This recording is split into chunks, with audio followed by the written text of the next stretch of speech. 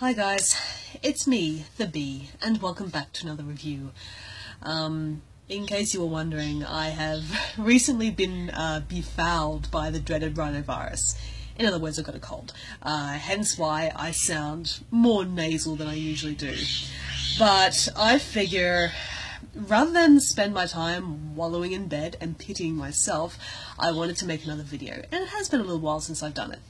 So today I'm going to review Brian O'Malley's independent British/Irish horror film, well, rather horror/suspense film, Let Us Pray, made in 2014, starring Miss Pollyanna McIntosh from The Woman, and Davos Seaworth himself, Liam Cunningham.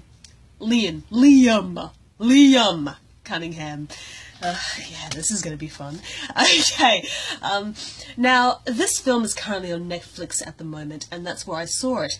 And I didn't know a lot about this film. I knew that Pollyanna McIntosh and Liam Cunningham were in this film, and it dealt with the devil. So that was basically enough for me to actually sit down and watch it.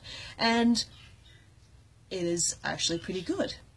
If I had to categorize this film, generally speaking, it would basically be better than expected, considering this film got little to no sort of publicity. And yes, it is an independent sort of film, but some indie horror films do occasionally get their foot in the door.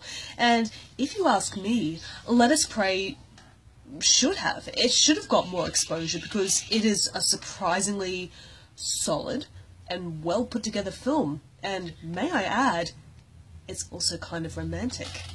Now, the general gist of the film is as follows. McIntosh plays a rookie British police officer, and this is basically her first night working in the precinct.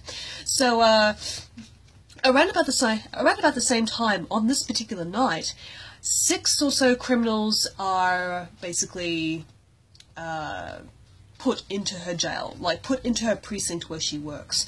Now, each one of these people have done something incredibly bad, like they have committed some atrocious sins in order to get there.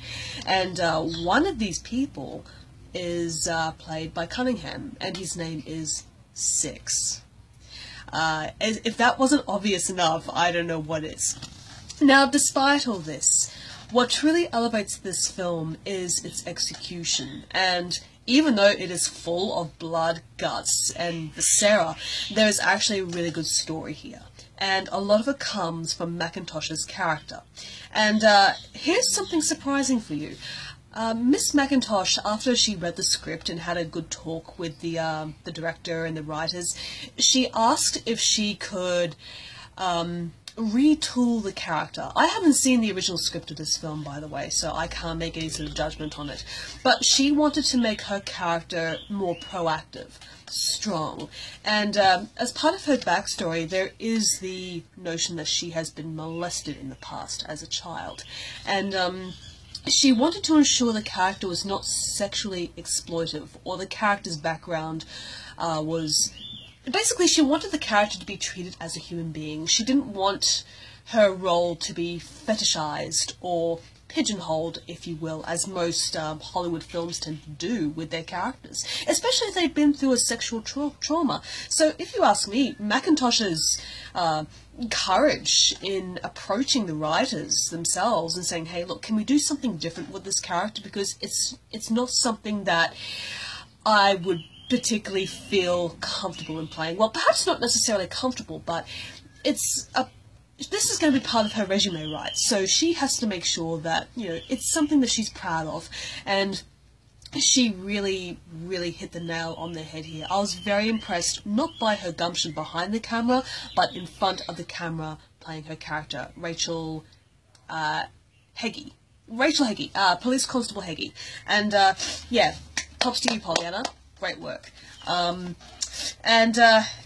actually, when I think about this film, given its independent status and the general plot line going on here, it reminds me of a reverse version of John Carpenter's Assault on Precinct 13, which I have previously reviewed here. But the thing is, the menace doesn't necessarily come from outside this time, but from within. The prisoners in their cells and their history And also the people on the other side of the bars, like Rachel and her fellow cops, they too have a very lethal dynamic going here. And as the film continues to progress and you find out more about these characters, you realise that there is so much more going on psychologically than you would initially give this film credit for.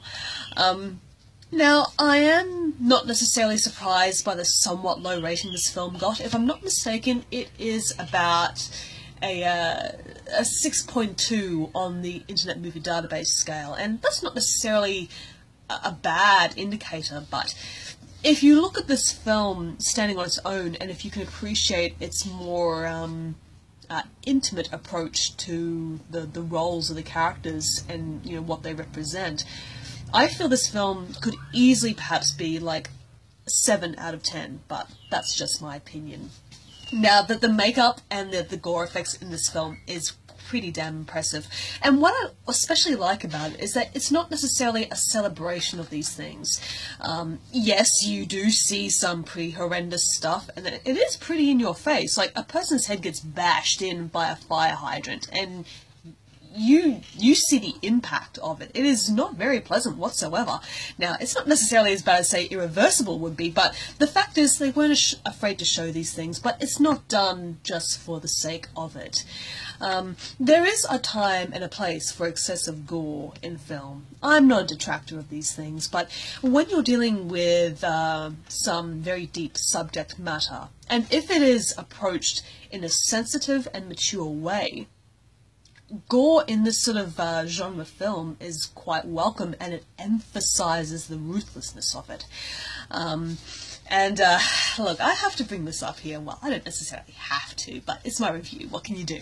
I have always had a thing for Liam Cunningham. He's always been an actor to watch, and his role as essentially the devil in this film, he's not over the top. He doesn't sort of bite into the scenery and sort of tear it up for everything it's worth.